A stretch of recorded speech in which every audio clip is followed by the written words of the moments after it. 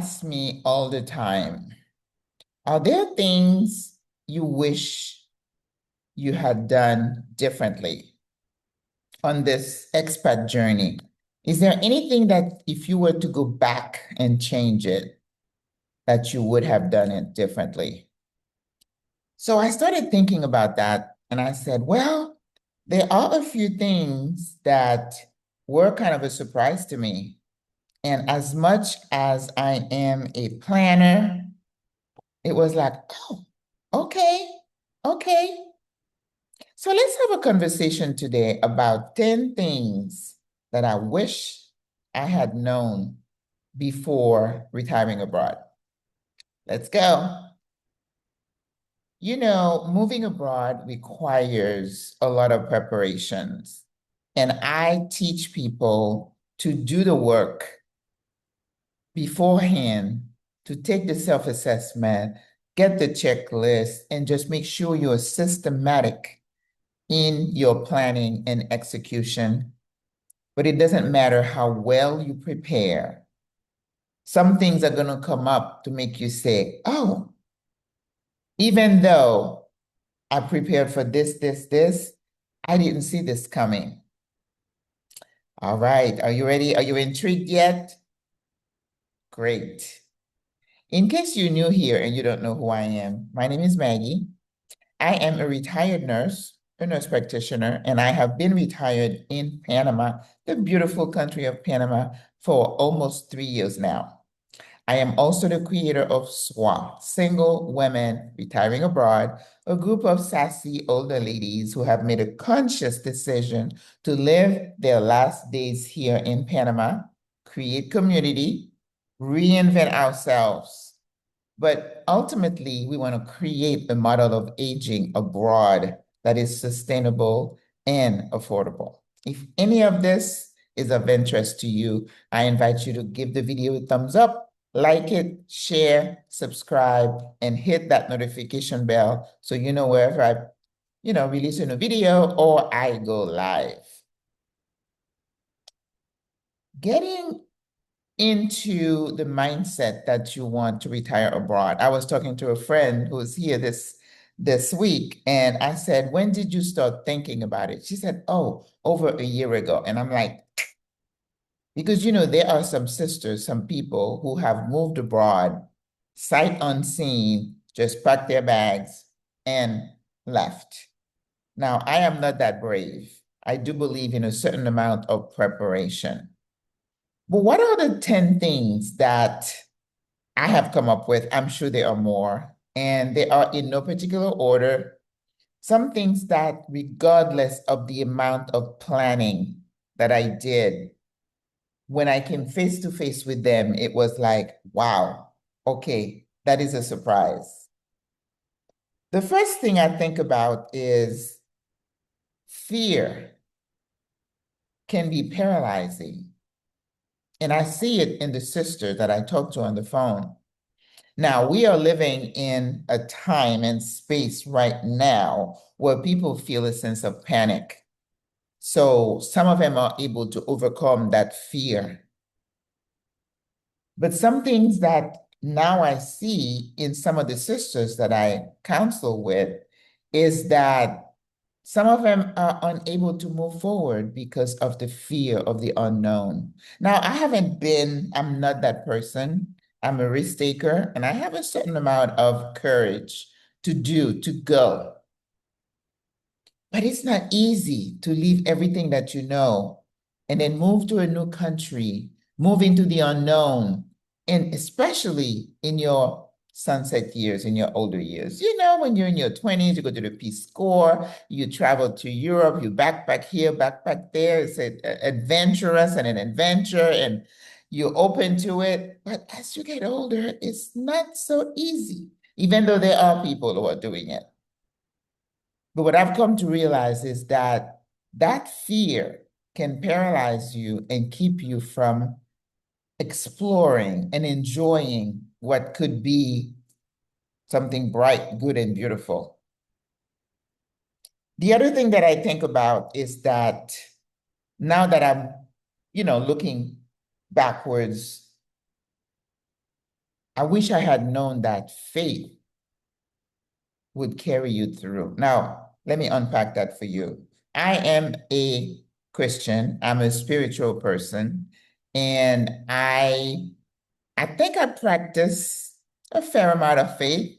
I'm ashamed to say that I'm not such a strong Christian when it comes to challenges happening. And for me to say, I trust you, Lord, I know you're going to do it. Oh, I struggle, I fret, I moan and groan, I spend time, I lose sleep. Even in this day and age, after 67 years, I still struggle. But I wish I had known that the faith struggle is a journey that I would continue to be on.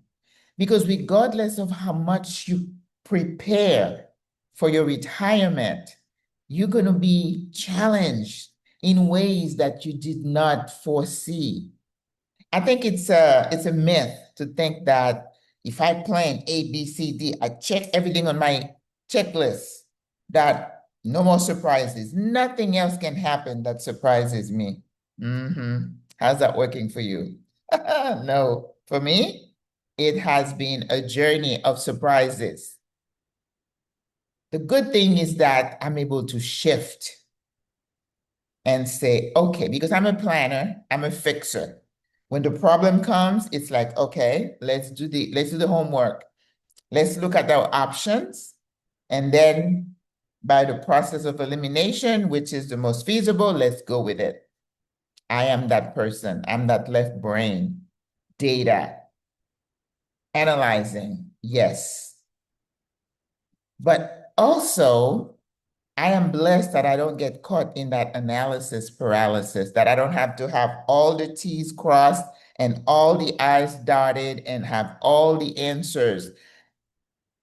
It takes a certain amount of faith to get on that plane, to empty out your house, to leave my job that I was retired, but I was getting a nice little income with my nursing gig that I was doing in retirement. To leave that, people thought I was crazy. But to know that you made that step, you took that step, and that I was going to have to make more steps. I thought that last step was like, okay, I've done it, so now I'm set. Mm, No. Are you ready for number 3? If you are, please give the video a thumbs up and subscribe to the channel. Like Stephanie Perry said, I'll wait while you do that. Stephanie, please don't get mad at me if I copy you.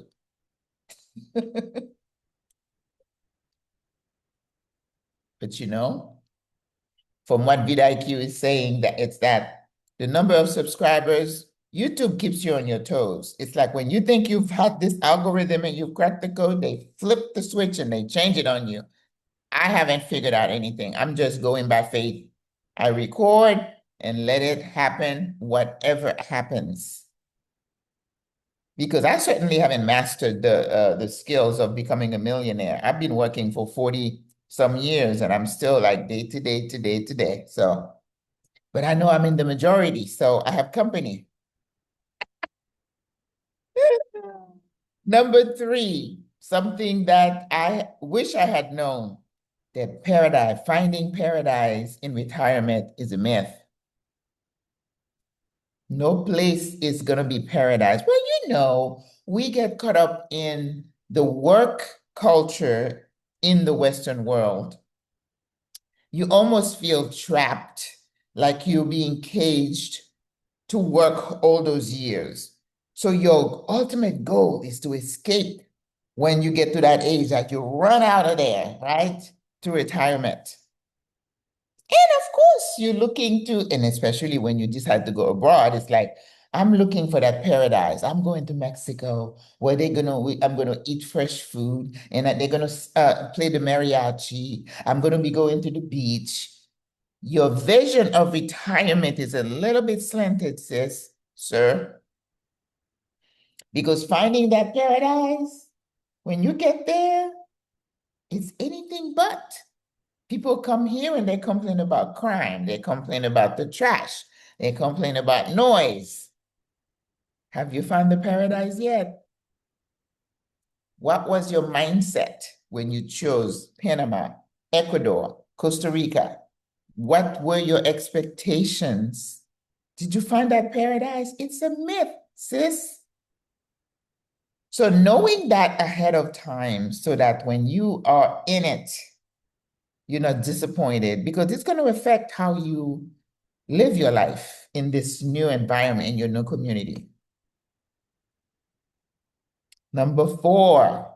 Now that one, I don't know that I wish I had known it, but I did not spend time thinking about it, is that there are cliques everywhere. It's not just in the working world. No, not just in corporate America. There are cliques everywhere. People like to congregate and claim their spot, their group, the way they think, where they hang out, where where they play with each other. And if you're not careful, you're going to get caught up in those cliques. And if you refuse to be part of some cliques, you may be shunned and be on this little side by yourself. Got to be careful. And I always say, I mean, I've said that in another video, that if you expect those things, it's a lot easier for you to handle it, to manage it. But I did not expect that in retirement, you would have cliques. But yes, they are everywhere. Are they bothersome? Not to me. It's like, okay, I'm going over here. I have no qualms, no problems. But I did not see it. I thought that in retirement, as we are older, I expected us to be wiser, kinder, gentler. And then when you see these old people acting the fool and just running their mouth and saying things, and I'm like, oh my God, that's exhausting. I didn't see that coming. Another one, number 5. You will grieve. Grief is part of the process. OMG. Grieving does not entail just losing a loved one or a pet. It also losing your way of life, stepping away from everything that you know, family, friends, your neighborhood, your sororities, your favorite store, your favorite restaurant, your favorite coffee shop, your favorite bookstore where you went to hang out to relax. And you come into a new environment where you have to relearn everything. There's a certain amount of grieving that happens. It's like, oh, I miss this. Oh, I miss that. And sometimes it's reflected in those Facebook posts, how people react, how you're going to have to acclimate yourself to a new culture that is slower and calmer, and you're just having a fit because they're not productive. I did another video about culture. Maybe I'll post it up here so you can watch it. It's your job to learn that. But when you move abroad, you're expecting all shiny beaches. You're going to sip your margarita on the beach. You're going to be playing golf every day. You're going to be playing, well, I don't know, you guys play pickleball and people play tennis and other things. You're going to have a full life. You don't have time to grieve. Oh, yeah. Wait for it. And the next thing on here is there is such a thing as a honeymoon period when you move abroad. Have you heard that before? Everything is shiny. You come on a relocation tour, and they schedule you for 7 days. They're showing you the best, the brightest, the most of whatever country you're going to. They're not going to show you the not so nice areas. They're going to take you to those places. They take you to the place where you're looking at the ocean and you have all these glass windows and you're like, oh my God, oh my God. You're ready to sign. You're discovering new food, new streets, new culture, music. drinks. Everything is shiny. You're taking time finding your apartment. You're taking time redecorating, retrofitting your apartment to just reflect your culture. You're spending money. Your adrenaline, you're on a high. Once the house is set, you got all the furniture you need, all the cushions, all the pillows are in place. Your kitchen looks perfect. You brought all your knives and your cookware. You ready. And then the cortisol level kind of settles down. The epinephrine is settling down. Now you turn around and you're like, okay, this is my new reality. What am I going to do now? And also, you could be going, because I told you you need to find your tribe. So you go in here, go into that mixer, you go into the rooftop, you go into this, everybody. This lady came, I think, I don't know, she was here for a month, but she was going. And I said, yeah, that's what you're supposed to do. But after a while, you're going to have to come down. And this is where the honeymoon is over feeling comes on. And it's like, okay, what now? What is my life really going to be like? This is something you have to think about before you get here. I didn't think about a honeymoon period. I was like, I'm a go-getter. I like to explore. I'm going to be exploring. And I did that. I explored for maybe a couple of years. But because I'm a planner and I like to see ahead, I like to plan. I was like, okay, I need to plan for my life, for what's coming.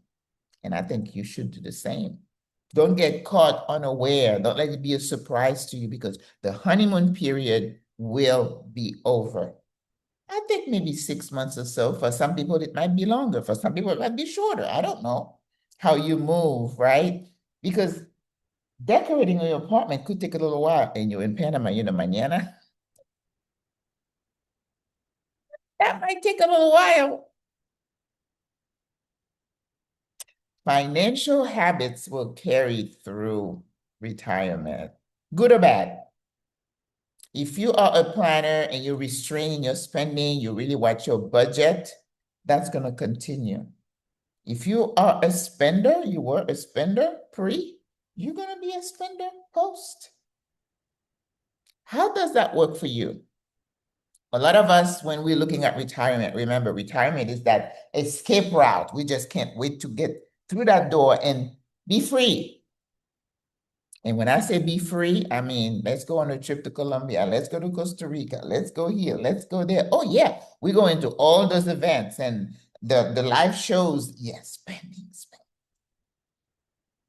Well, hopefully some of you, it was in your budget to budget like $500 for your social events per month.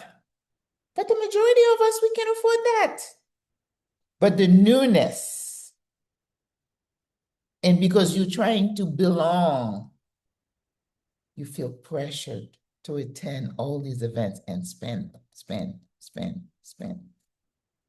If you never learn how to budget your money pre, you're going to have a heck of a time budgeting post. Because you're going to say, I'm retired. I don't have children. I don't have a mortgage. I don't have this. I don't have that. It's me, myself, and I, so I can spend it on me, myself, and I. And next thing you know, you're kind of running out of money. Because I have told my ladies that we need to plan to live our lives financially as if we don't depend on Social Security because we don't know what could happen to it. Are you thinking along those lines on how you manage your money? So, I mean, I'm not saying it relates to me in terms of those habits carrying on post-retirement, but I see it. It's happening. Sometimes people are here and you don't see them anymore. Nobody's talking about it, which is a good thing. But in a lot of time, in a lot of ways, in a lot of instances, it's because the money has dried up. You come to Panama, you move to Ecuador, so you can have a better quality of life. Therefore, you had to manage your money so your money can stretch a little more. The other thing that I really did not see, this one is personal. I thought that moving abroad would not affect my ability to secure part-time employment in retirement because I know myself, right?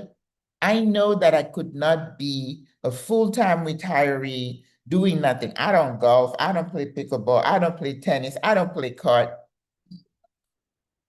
Very boring.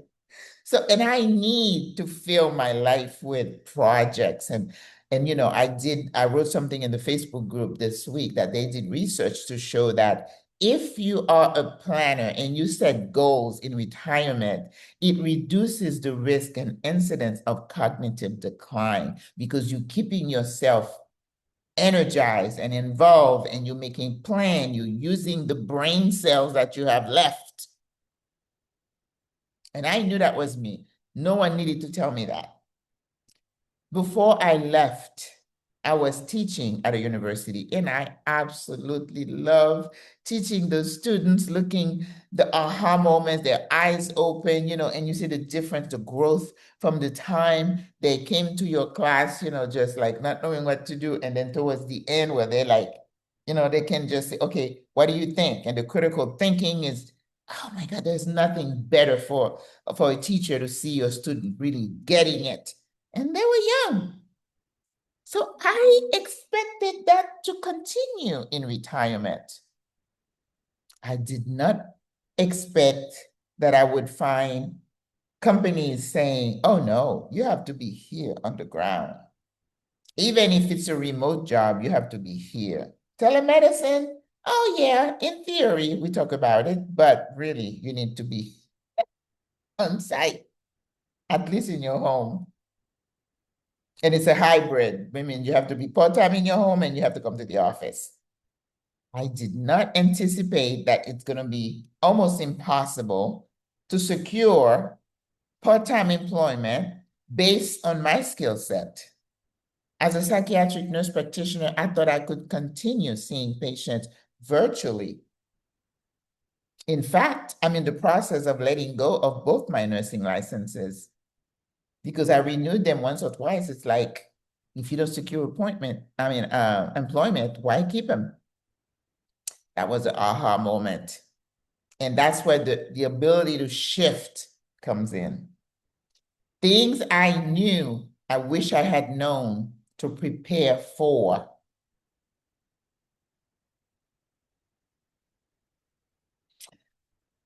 The last thing is retiring abroad is not going to change who you are. I talked about the financial habits, pre-retirement and post, getting into, moving into, carrying on to post-retirement. But the person that you are, if you are intentional about improving yourself based on the experiences that await you, but you're still you. You're not going to turn into somebody different. If you're a loving person, you're going to continue being a loving person. If you're a hateful person, you will continue being a hateful person unless you actually want to change. If you like to gossip about people, people who love to congregate and be on the phone for 2, 3 hours. And I always say, if you're talking to me for 2, 3 hours, we're going to be talking about somebody, and I'm not into that. No, I got things to do, places to go. In fact, my schedule is so full, I don't have time. I cannot be on the phone for extended periods of time. I can do my consultation calls. So retirement is not going to change you. You're still going to be you, but you can be an improved version. I did not expect that in retirement, I was going to have to consider different sources of income. If you had told me that I was going to have a hard time selling my house, I wouldn't have believed you. That's what people do. That's your major asset. I tried it twice. Didn't work. So I had to shift. Employment. I was hoping that, you could have a little, work for 4 hours a day or 3 hours, you bring a little something in. I expected that. No, siree. Not because I needed to, but because I wanted to. And it's nice to have extra income that you can travel with and give to people. Yeah, it's nice. But then you have to constantly be shifting and adjusting to your new normal, your new retirement model. Because whatever you thought was going to happen does not really happen exactly the same way you expected, right? And for the people who have unlimited resources, financial, that's great. But this is not all I'm talking about. It's not just about finances. It's about the mental. Next week, I'm going to be doing a presentation for our sisters about woman to woman mental well-being. Do you think that's a problem in retirement? It's like, what is there for you to be worried about? You're living in Panama. Panama is beautiful. Why do you need to think about mental health? What? Oh, okay. Life is life, sis. Doesn't matter where you are. And if you are someone with a predisposition to depression or anxiety, it will carry through. Do not move abroad and think that's going to cure you. No, it's a myth. Don't throw away your medication and say, oh, I'm going to Panama. I'm not going to need my antidepressant. Who told you that? Sis, life be lifing, even here. You get challenged, you get sick, you get relationship issues. You're dealing with the culture where that make you want to pull your hair out sometime because they're not going the way you want them to. Challenges. You got the little cliques going on. If that's a concern for you, that could increase your anxiety. Because the honeymoon, it fades away. Because if you're going to live in a new environment, you have got to be intentional about learning the skills for you to live here day to day, today, today, dealing with life, but in a different country, dealing with people from a different culture, dealing with vendors, people to fix things for you, to sell you things. The other day, this brother wrote a piece about if you're buying a car from a dealership, the processes are different. You got to take time to learn the system. You're in a new system, and that alone can increase your anxiety. You could get to a point where you question your decision. Did I make the right decision? But because you talked of Panama so much, you feel trapped.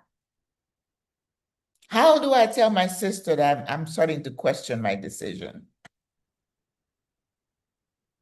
They're going to say, oh, yeah, I knew that was coming. You don't want to go there because you're like, oh, no, I told them I was going to paradise. How can I tell them I'm feeling depressed and I'm questioning myself now?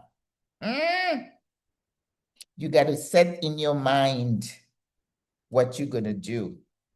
And in what I just said are things that I was like, well, you know what? I didn't expect some of them. I wish I had known.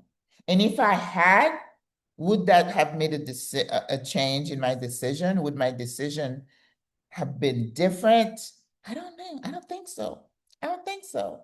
Because I'm a fixer, I'm a planner, and I can shift. I'm flexible in shifting. I can change my mind, I can adjust. And that's what you need to do. And that's what the idea of trying to figure things out when they don't turn out, when things don't turn out the way you expected, keeps you engaged. You have to do research. You got to talk to people. You got to find out. Finding out keeps you engaged. So you have to be intentional, sis, about everything that you're doing in your new life. Adjust and keep moving forward in faith. So I hope you enjoyed this conversation. We're not going to keep you long. think about the things that I talk about in conclusion, the things that I did not see coming that were like, oh, okay, that you wish you had known. Number one was that fear can be paralyzing, right? Number two, that faith will continue to carry you through. You're still in school. You're still learning this faith thing to believe that God is going to make a way, that you're moving in faith. You're still moving, right? Number three, finding paradise is a myth. There's no paradise anywhere. You can make your own paradise. You create your own paradise. Number four, there are cliques everywhere. Yeah, even in beautiful Panama, Ecuador. Maybe not in Ecuador because Joe has such a nice group, but expect that there will be cliques. And if there aren't, celebrate that. Is it number five? You will grieve.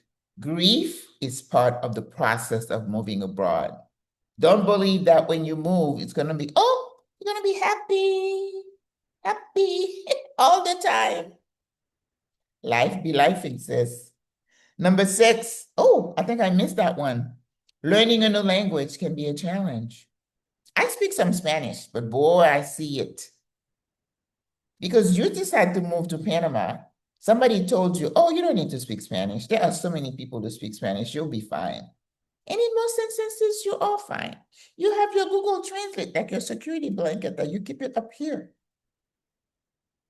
And you did not expect that after 6 months of doing Duolingo and paying for online class that you still barely can open your mouth. You didn't believe that, but it could be a challenge. Number seven, the honeymoon will fade away. The shiny, the beautiful is going to say, okay, now what? When you talk about trash and they talk about crime and they talk about noise, they talk about low productivity, they talk about things that irritate you. Your financial habits, number seven or number eight, will continue in your retirement, good or bad. So you thought you could retire and spend, and then you're like, oh, I guess I need to kind of restrain myself. Yes, ma'am. Number nine, the availability of part-time employment was going to be non-existent. I did not expect that. That was a aha moment for me. And number 10, retiring abroad will not change you. You still you, sis. You can have an improved version of yourself if you apply yourself. But it's not automatically going to turn you into a nice, understanding, shiny person, bubbly. You know, if you like to keep to yourself, you're still going to keep to yourself. If you are an introvert, you're still going to be an introvert. Those don't change. You're still going to be you, sis. Anyway, those are some of the things that I wanted to share with you. I hope you enjoy this because when I look at some of the videos, they say people talk about, retiring early, selling your house and other things. But my findings for this topic were a little bit more on the emotional side of things, right? Because you do your homework, you come on those scouting trips, some of you, not all, you get all the information, the data, but you're going to have surprises. And there are going to be things that you did not expect that you're going to say, oh my, oh my, oh my. And then are you able to shift, sis? The ability to shift is a skill that's going to take you far. And it's going to improve your quality of life because your life abroad is going to be what you make it. There's a certain amount of planning, and the other part of it is just your attitude towards everything that happens. Okay? All right. So if you had come up with other things that have surprised you in this retirement, please share below. I would love to chat with you about that because, those are things that we need to talk to each other about. It's like, have you thought about that? Oh, no, I didn't. I'd love to hear that. So please remember, give the video a thumbs up, share it, subscribe to the channel, and I'll see you in the next video. Au revoir, à la prochaine. Bonne journée. Bye-bye.